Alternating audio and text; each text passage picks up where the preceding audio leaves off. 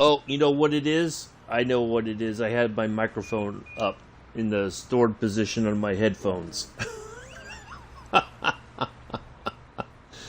That's why. Okay. Yeah, hopefully now you can hear me again. Or hear me at all. So welcome, Mick. Welcome, Josh. Yes, the Union Pacific, the big boy that, it should be the 4108, I think, that is out on the tour. So, yeah, that's, quite impressive what they were able to do with that.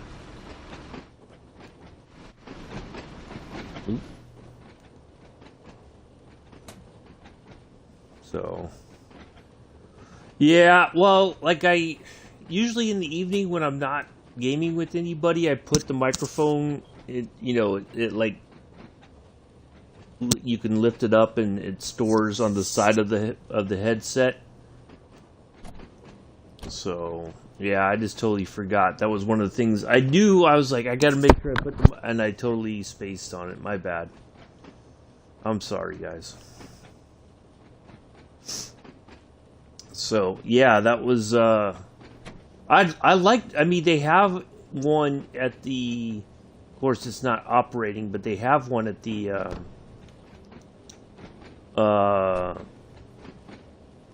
Steamtown Museum in Scranton. Oh, alright, sounds good, Josh. Appreciate that.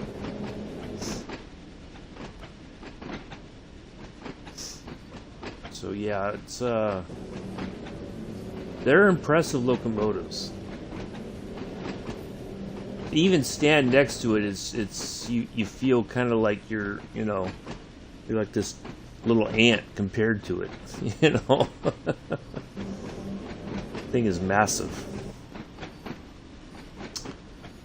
So Mick, as I was saying yesterday afternoon/evening time, so the FAA, which is our aviation administration here in America, they regularly publish aeronautical charts, and it's a lot of information. Now, of course, the airline pilots, all that stuff is in their onboard computer systems.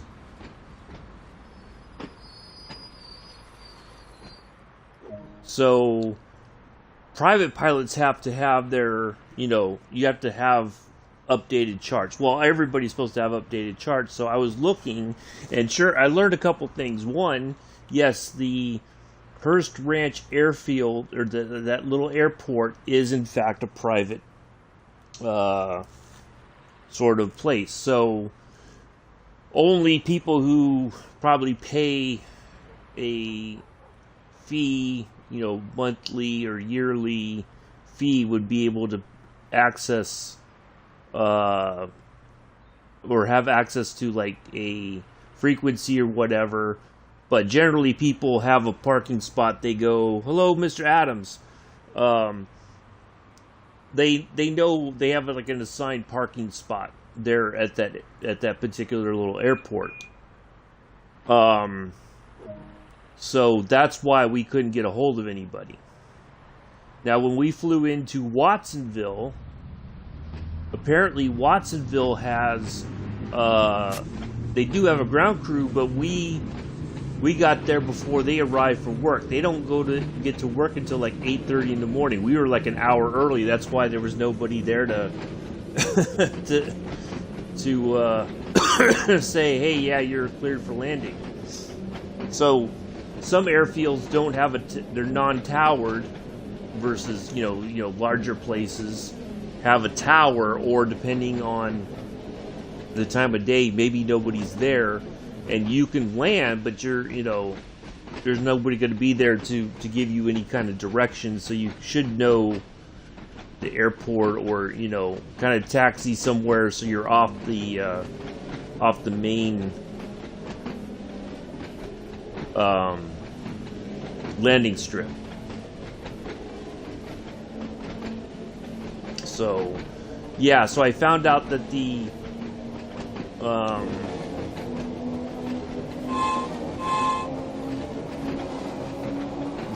airfield there in San Rafael is in fact a private airport. But we're going to go ahead, we're going to land there anyway since we made that plan. Or there's another airport not far from there, Novato, I think. We can fly to Novato instead. I think that's what we'll do, is we'll fly to Novato and go from there. So, but we can land at the private ones. It's just that we're not going to there's going to be no tower or anything to give us any directions as to where we can park and whatnot. So we're kind of losing that bit of realism to our flight. So yeah, they all but you can get the charts. But I had to look at, the FAA also publishes a guidebook, and it tells you what every symbol on those charts means. And it's oh my goodness, it's a lot of information. Like, I couldn't believe it. So, rating platform is coming up.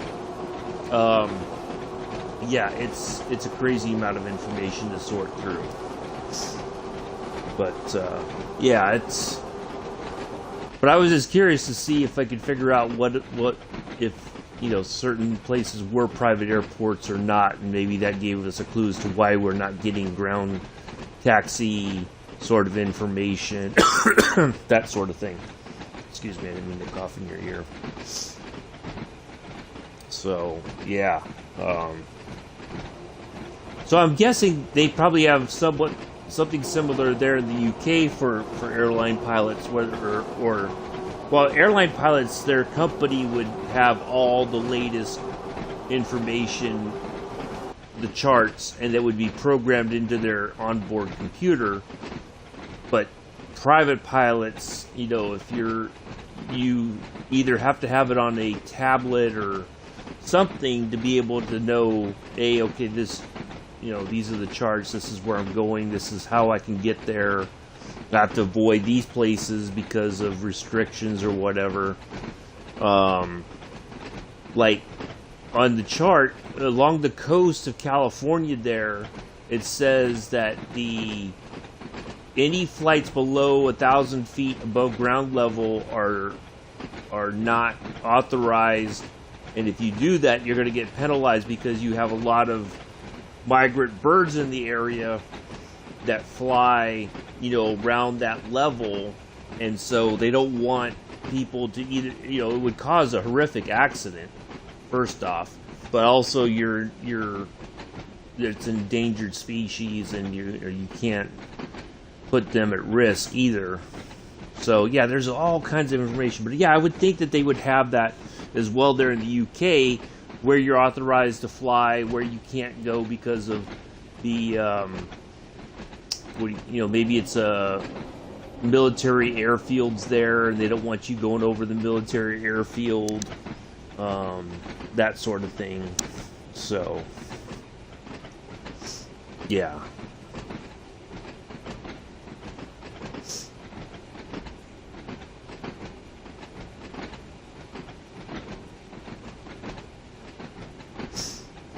So, yeah, I was just... While you and Pulse were and Richard and Chris were all driving last night, I was like, oh, let me just see if I can find some information. So, yeah. Now, I think the other thing too, Mick, is that you have the PC version has the airport charts. Now, I don't know if you have to pay extra for that, if that's like part of the expanded version of the game or something, because I remember I was asking Joe about it and commenting to him saying, well, you know, these people who play the game I watched on Twitch, they have these charts and everything, and he said that they pay extra for that, but I don't know if that's the case or not. Yeah, round preserved nature spots and migration. Yeah. But I mean, as far as the charts go, do you guys have something similar there in the UK? I'm guessing you have like an FAA sort of organization there in the UK.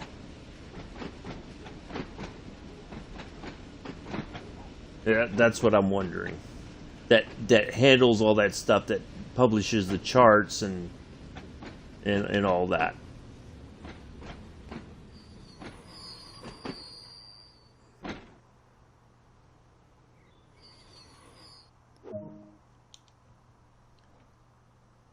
That's what I was curious about.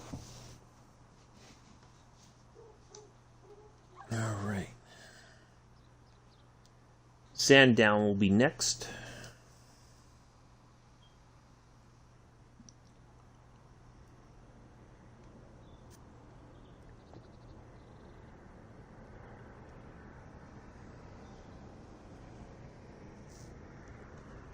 Because I'm pretty sure you guys do have like a very similar sort of organization there in the UK. I just can't think of the name of it.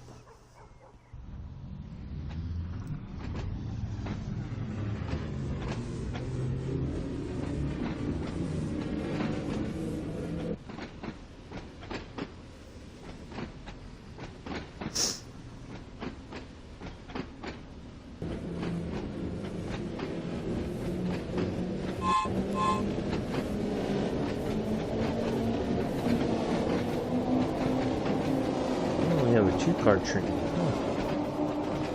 Two-car? Well, that tells you how long it's been since I've been on this route, too. Okay. Yeah, so they might be able to give you... There might be more information there. I just did it just to kind of see if I could figure out what was what as to why, when we land in certain places we can get taxi information. At other places it's like nobody's answering. We don't get any kind of a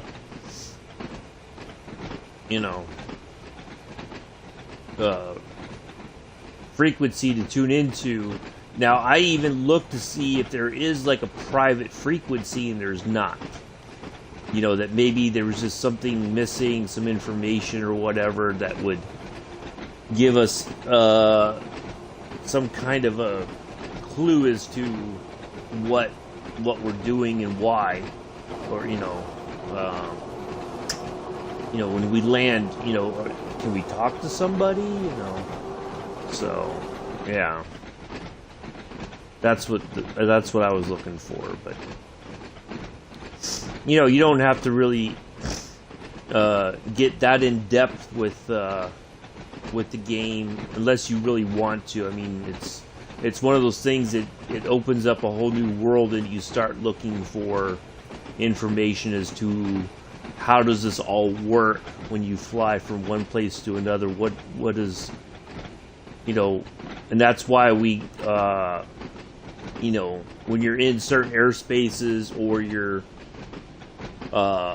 like the when we say we're going to go from Charlie airspace to Delta airspace or something like that, there's, like, it explains in that book or in this guide. You could buy the book through Amazon, I think, but it tells you what all that means, and it's all based on your altitude levels and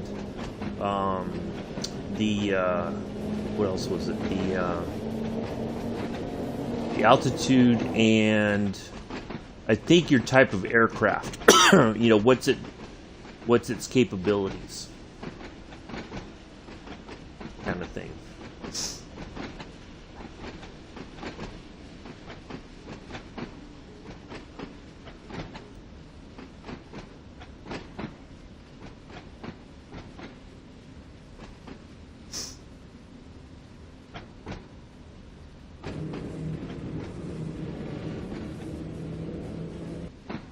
Hello, Amilla. Good morning. How are you? I hope you're feeling a little bit better from yesterday.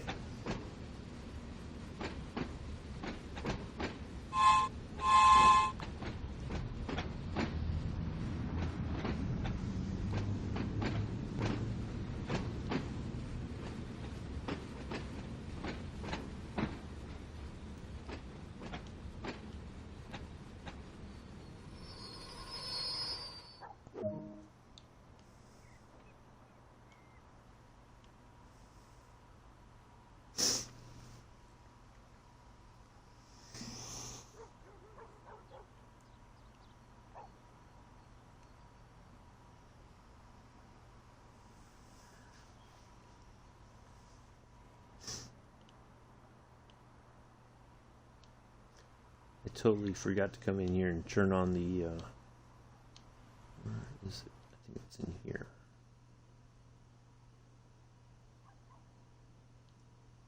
Should be one of these buttons, I think.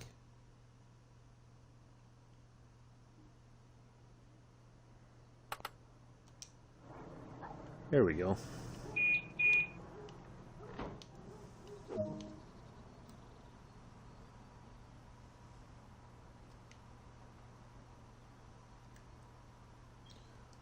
What? What did I do?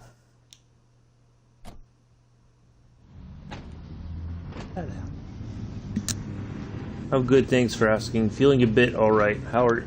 I'm good. Just, you know, doing our nice, lovely little trip here on the Isle of Wight. Yeah. Having a...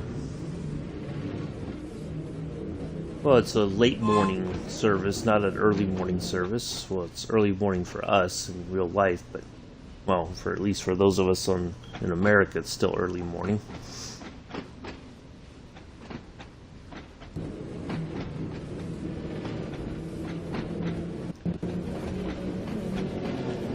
All right, lake, and then it should be, yep, Shanklin right after that.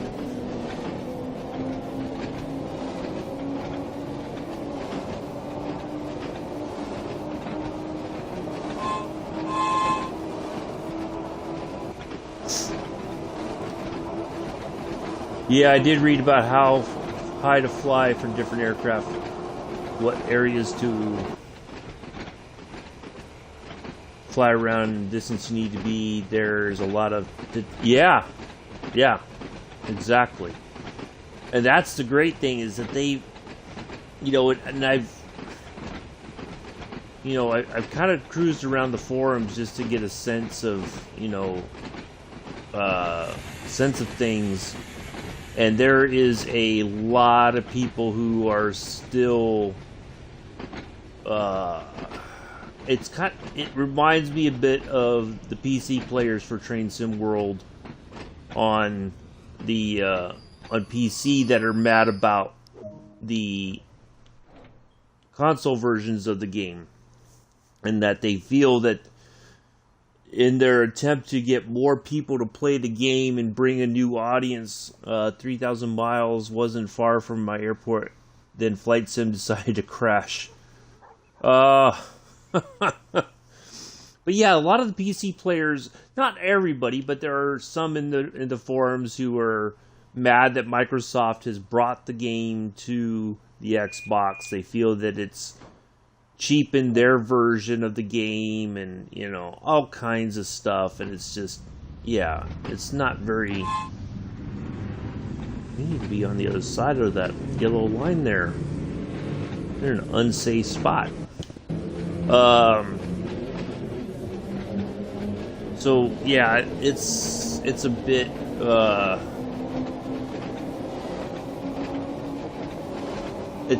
yeah, people are really kind of salty about it and feel that they've been cheated out of their experience or whatever.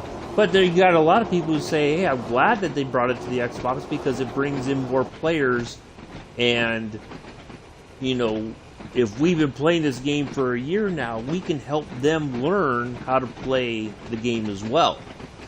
You know, so they're happy about that sense of community.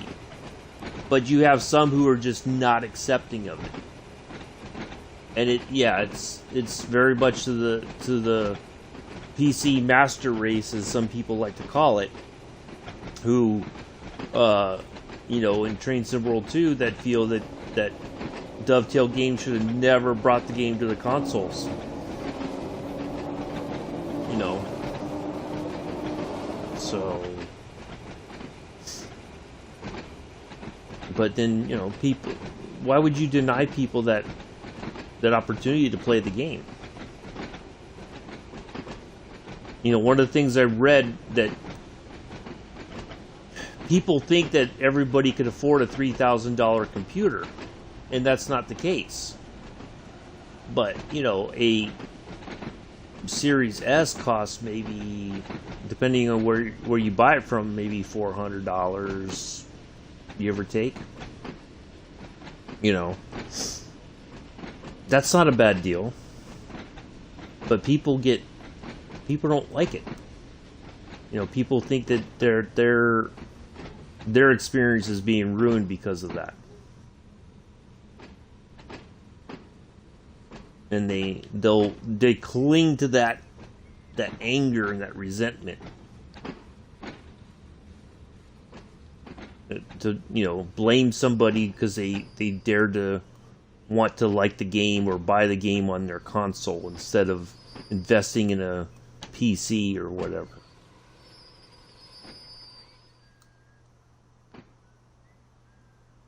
This is one of the trickiest.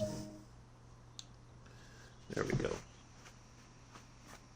Yeah, and that's the thing, is they can't accept that, Mick, is that the PC, the consoles where you have a lot of people, and when you have a console that is owned by Microsoft, of course it makes sense for them to want to bring a very popular simulation game to the console. And I wholeheartedly appreciate that they've done that. It's phenomenal.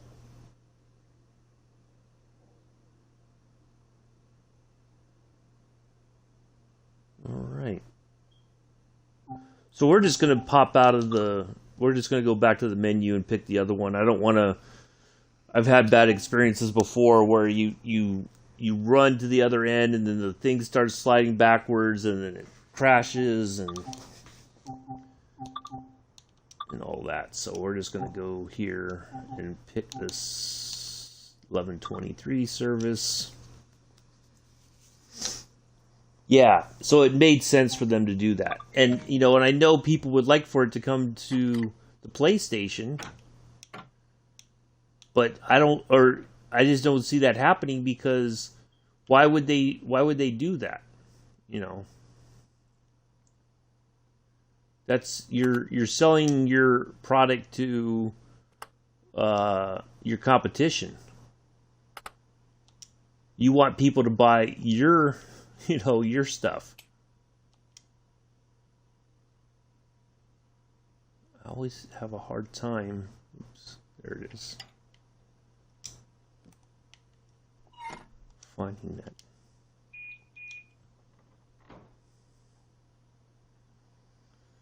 Okay. So we have all that. So let's get our window open. Oop.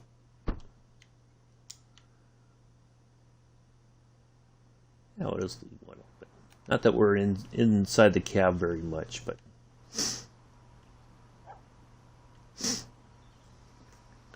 at the end of the day, it's a business opportunity. Yeah, exactly.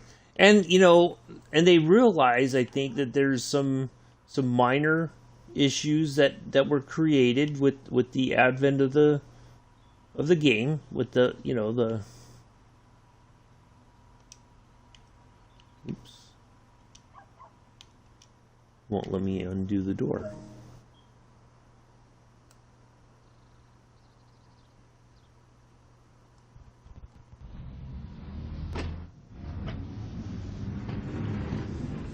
And they're working on improving everything as well. They want it to be the best possible experience for everybody, console gamers included. The PC players are going to get their thing. It's going to be fine. People need to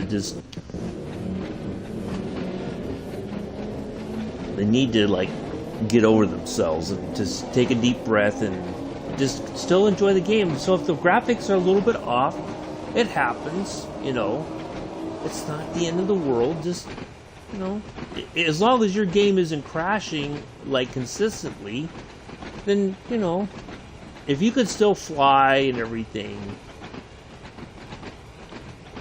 just enjoy it.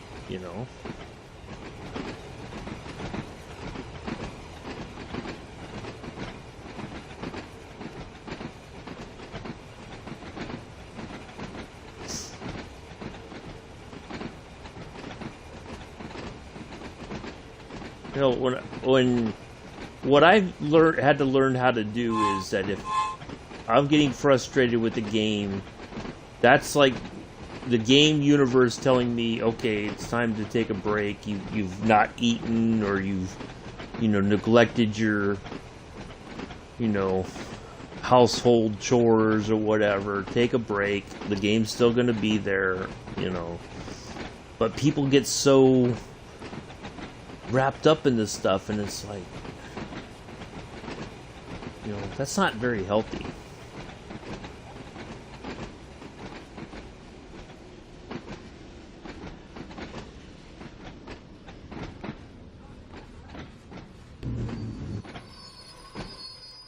Oops, I stopped way. Let me not. I was gonna say I stopped way short. Alright, that's a little bit better. Not by much, but a little bit better.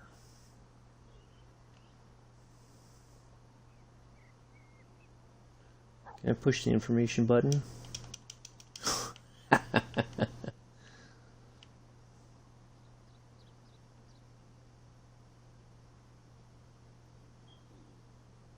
Ah.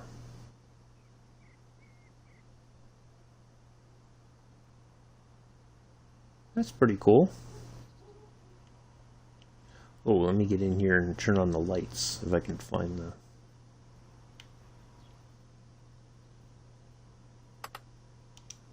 There we go.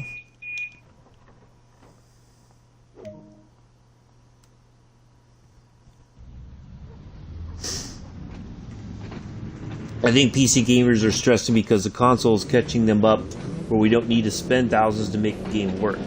Yeah, I agree with that as well, Nick. That is a very astute observation. Yes. Because look how many times if you watched Ace's streams recently, within maybe the past few months or so, it clearly says he's on the PlayStation 5 in his description of his stream, right? And people will still come in and think they ignored the description, which irritates me to no end because the information's right there. You're either willfully ignoring it or you just, you know, whatever the case may be. And their first question is, are you playing this on PC? So yes, the graphics are there. You're right. We're finally catching up to the PC crowd. And that's, I would think that scares them because they've invested, either they've invested and built their own PCs, which some people do, which, hey, more power to you if you can do that. That's a lot of work.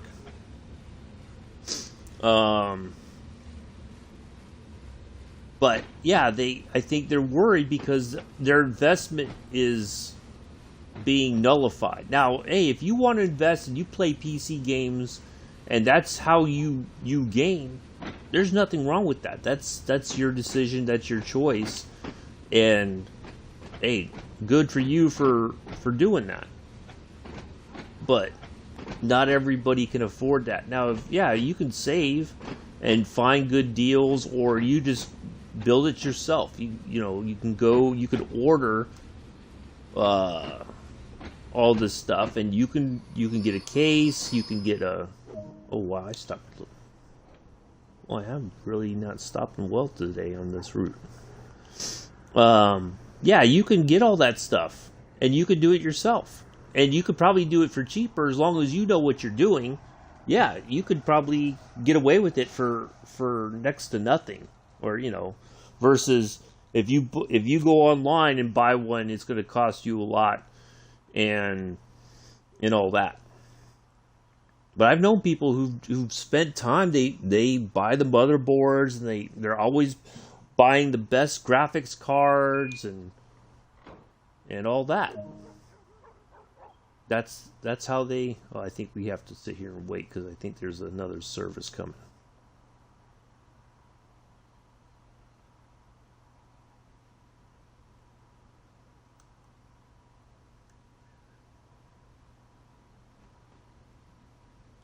Yep. Here it comes now. Alright, now we should be able to go here in a second. There we go.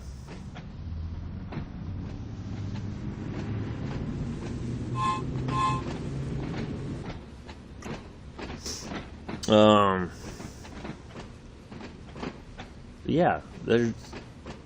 Hey, if you want to do that, that's awesome. I wish I had the time, and I used to probably be able to know how to do all that, but I don't anymore. So yeah,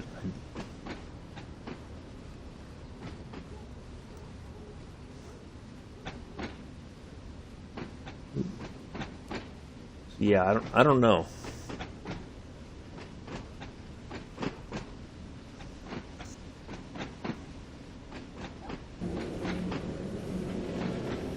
Now let's get up to braiding platform number 1. Then we're going to go our via locations, and we will be back on the pier before we know it.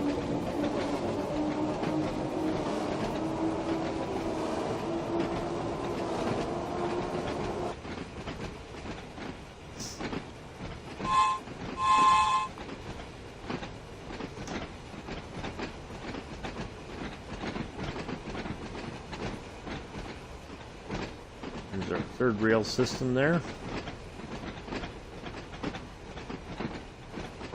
Now over here.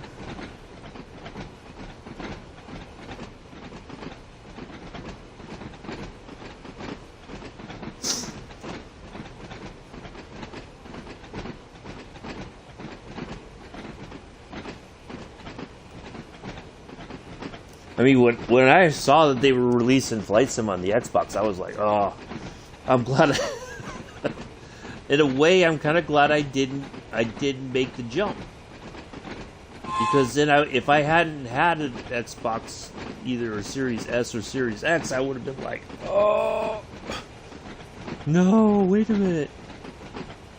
So, yeah, I mean, I think that they were worried that Sony was kind of killing it with the PlayStation 5. So it was a bold move by Microsoft. Console gate players don't have to worry about upgrading every 4 months. Yeah, that's another good point, Nick. Very true.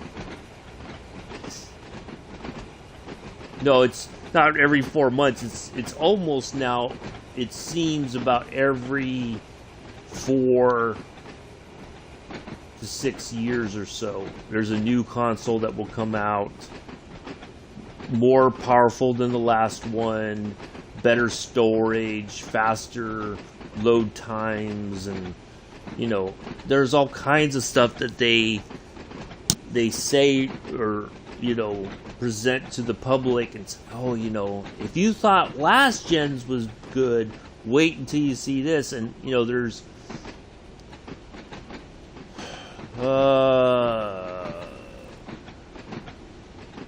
it's always something, you know, they always come up with something new and inventive that, you know, just totally blows your mind. And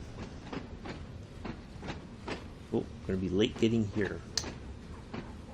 Oh man.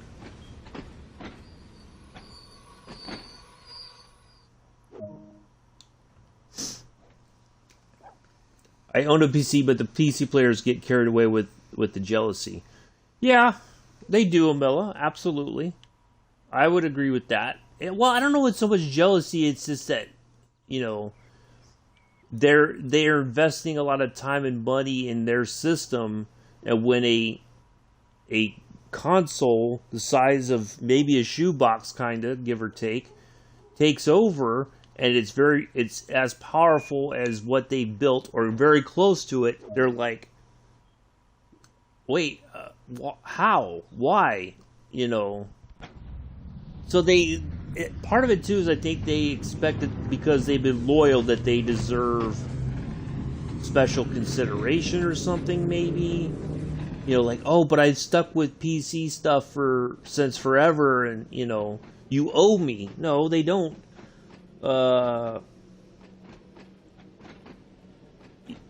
They don't owe you anything.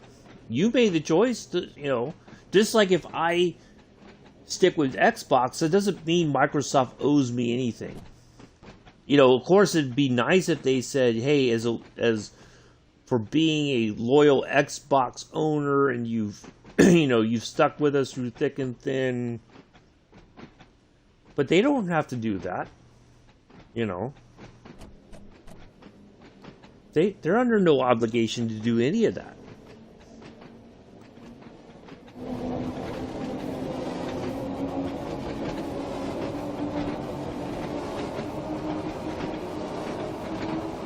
Would it be nice? Yeah, but they're not going to, they could do it, but the chances of them actually doing that is slim to none. Let's be honest.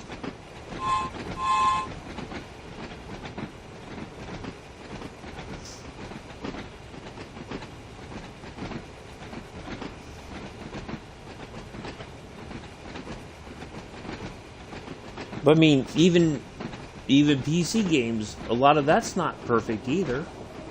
They've got their own issues. They've got bugs that, the funny thing is what they do, they want from Microsoft exactly. It's already came out on consoles, so nothing more can happen. Yeah. Well, they probably figure if they go into the forums and they could say something like, oh, how dare Microsoft, I feel like I've been cheated somehow because I was guaranteed this experience and now I'm having a different experience, and it's all, Microsoft, they're so terrible, and they, we have a running joke in my Division 2 group, and it comes from the movie G.I. Jane where, are you hurt or are you injured? If you're hurt, you can go take a moment, get your emotions in check, and then come back. But if you're injured, we'll take you to the hospital. That's what I want to kind of say to these PC folks in these forums. Are you hurt or are you injured? If you're hurt, go take a moment outside the forums and collect your emotions, and then come back when you've got yourself under control. But they come in thinking that Microsoft's suddenly going to go like, gee whiz, PC players, you're right. We're sorry that we brought the game to the console. How dare us?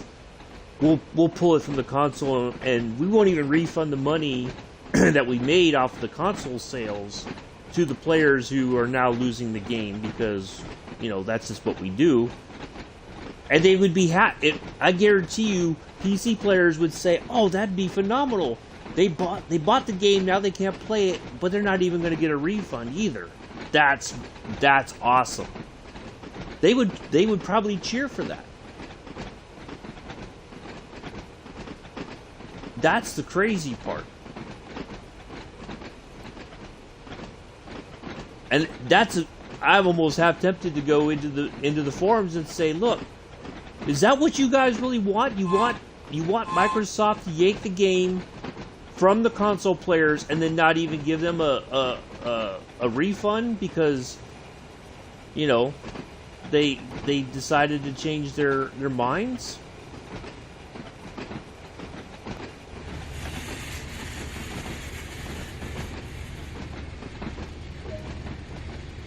I kind of feel like some of them go like, yeah, that sounds like a fantastic idea.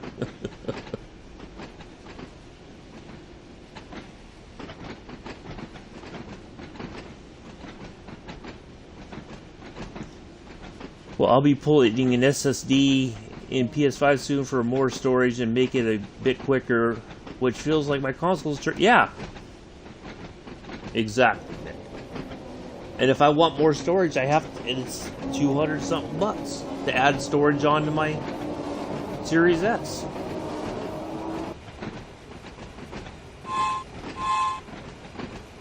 Sometimes it depends on, I might have to delete a game off of my cloud or off the what storage I have in order to make room for more stuff. There may come a point where and I may do it because I've not been on there in ages, and I don't know that I will anytime soon. But yeah, Farm Sim may have to come off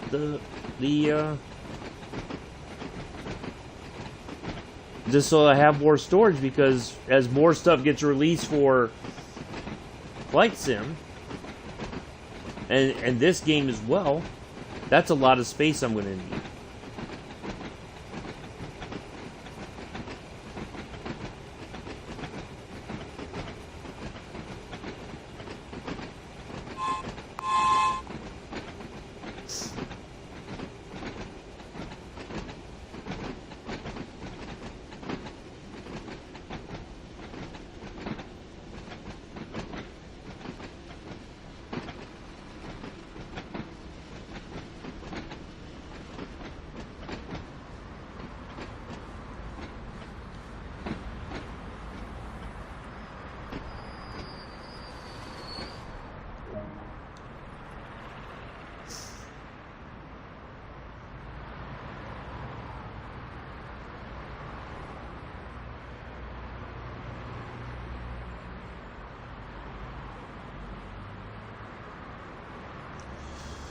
Alright, we're almost to the end here.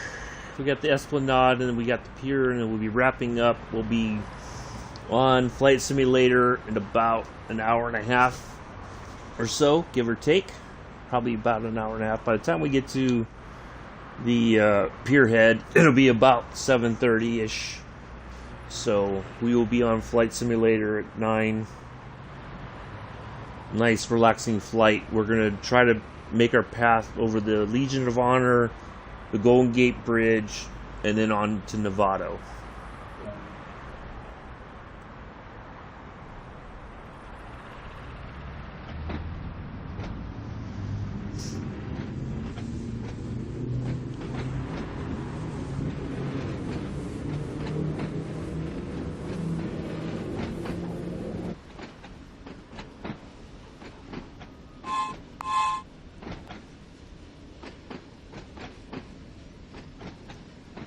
Yeah, exactly, Mick.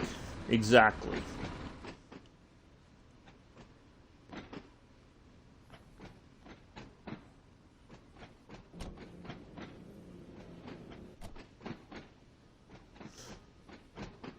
I mean, and I'm glad I got Farm Sim, don't get me wrong. It's just that when you're doing stuff solo, it's a lot of work. And it feels like you could just never get enough done. And maybe it's just a bad planning on my part. You know. And I was thinking about streaming it every so often. Oh, nice, Mick. Yeah, hopefully it's going to be a good flight. We'll try to get a good view of it.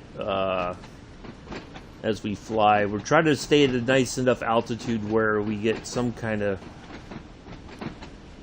halfway decent detail, but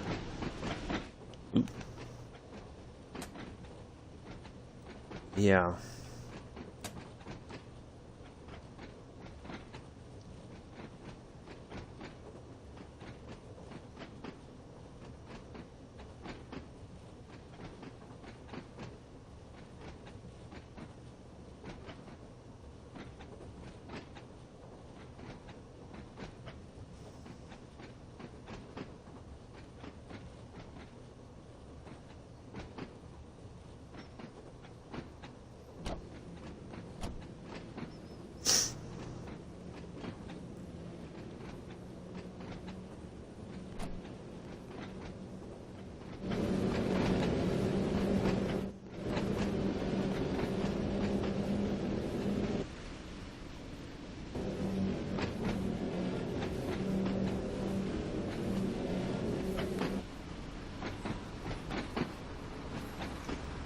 Oh, yeah, that's probably, yeah, I didn't even think about that, Mick. Yeah. Yeah, you don't get trophies for, for completing stuff in a multiplayer. Yeah. Which is unfortunate.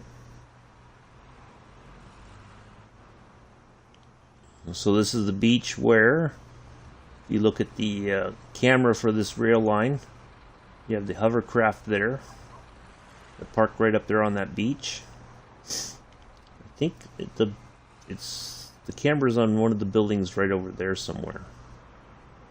I'm not sure exactly which one.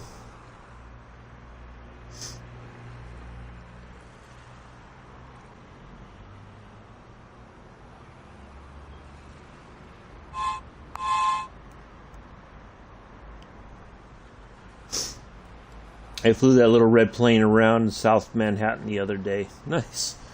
Is this like the biplane, I think, Umbella? The one you're talking about?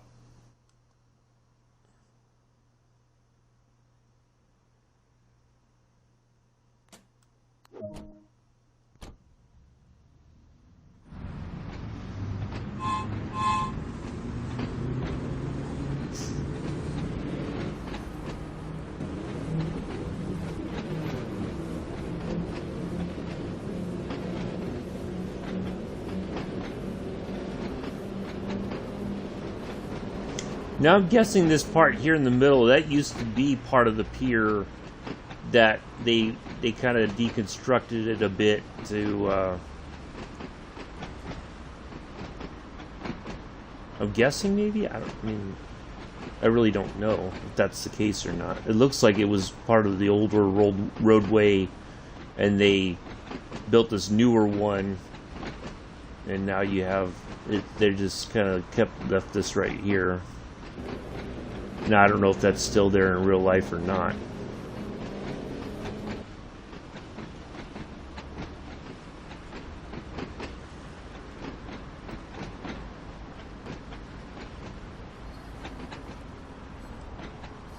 Alright, coming into the pier.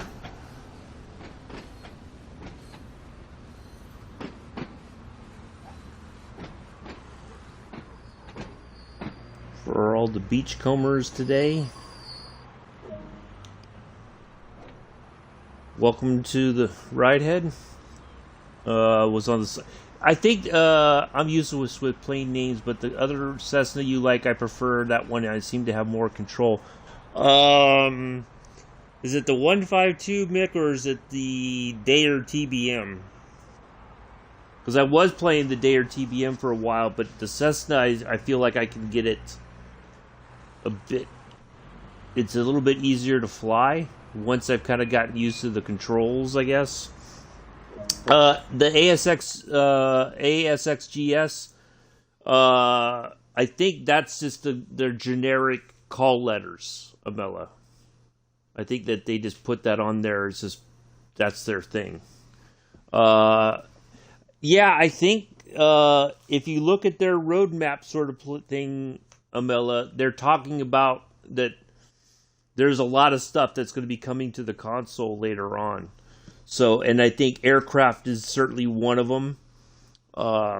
So yeah, I think there's a lot of stuff that's going to be coming that's going to be really awesome. So yeah, fantastic.